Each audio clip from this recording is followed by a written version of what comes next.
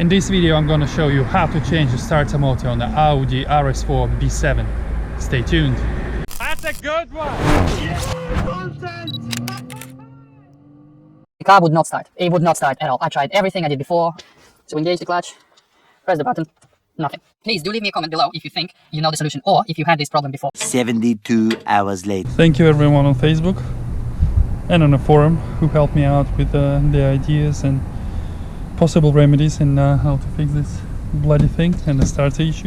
I thought it all along that it was a starter. It was about time for it to be changed. I tried everything has been suggested. I scanned it. It did come back as relay faulty, but the relay checks out, so starter motor is. Let's get to it. First you need to jack up the car clearly. Don't forget about your axle stands. I always leave my jack there as well, just in case. Second step would be obviously take your pan off. It has a few of those little grabby nutty bolts. You can actually get replacements if yours are too rusty.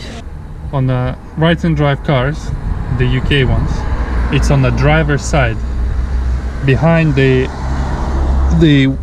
alternator. Yeah, it's right there. As you can see, we will need to take off the engine mount. If you can see, need to take the engine mount off to reach that.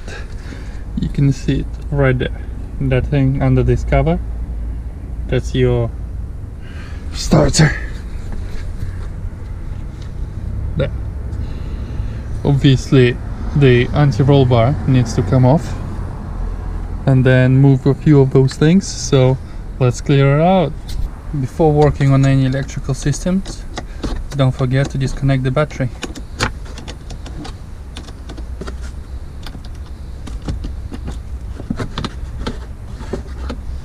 Don't forget to support your engine somehow before you take any engine mounts. So you take these 3 bolts, one here, one there, and one there. Those are stretch bolts. You need to replace them every time you take them off. And then 2 nuts on the gearbox mount itself, and that whole bracket can come off. Then we have to take the mount from the engine.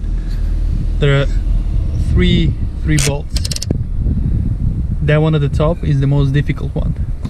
There is one at the bottom and one in there, if you can see it. The easiest way to reach to the top one is to use a key like that with a little extension just for leverage, and it actually fits nice in there. It's difficult to reach, but it's doable. In order to take this bracket off, you need to rotate it, you need to twist it anti-clockwise, like that. It's hard, but when it goes like this, when you come to this stage, it will come out like that, if you can see. So yeah, now we have much better view of the starter motor. It's right there. But first we need to take the shielding off so we can actually reach behind it and undo the cables. You can clearly see the starter motor right here. It has 2 bolts on this side that need to be undone. Here's one of them. And there's one at the top. And after that, it can come out. Obviously you need to remove the ground. This is your earth and this is your positive. Disconnect the battery again, and also this plug needs to be disconnected, and then it comes out this way. After all the cables are removed, the starter will just come out like this. Here we are. Now we just have to take it to a place that can refurbish it. I don't trust any aftermarket ones. I know a guy who can repair it to brand new standards, so.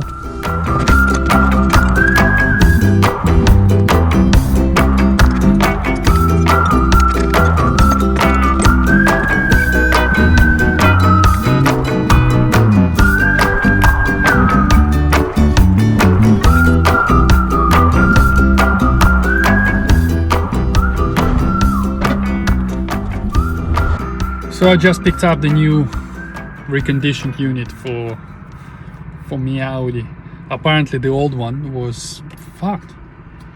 The spindle was broken, something inside, the windings were all burnt out, and the solenoid was basically, yeah, the guy said we can't fix it. So 150 quid later, we have a new starter. Let's go and fit it.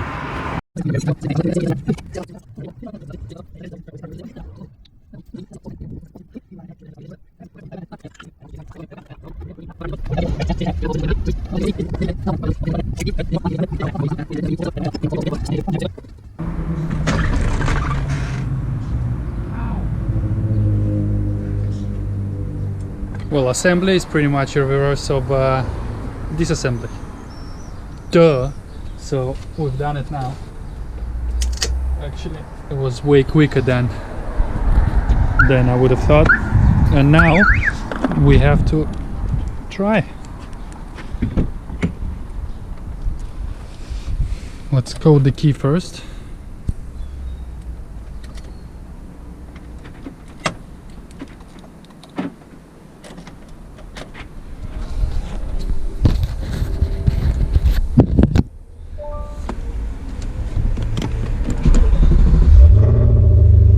What do you know?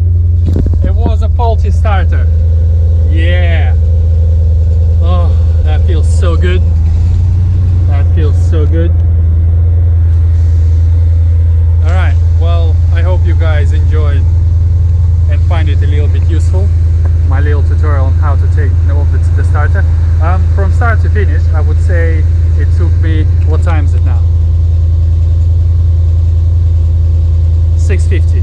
So I started at 12:30-ish, so it took me about an hour and a half to take it off, then dropped the starter off and got a new starter. At 5 o'clock I picked it up and now it's fixed 6:50, so I would say about an hour and a half to assemble it back, so 3 hours.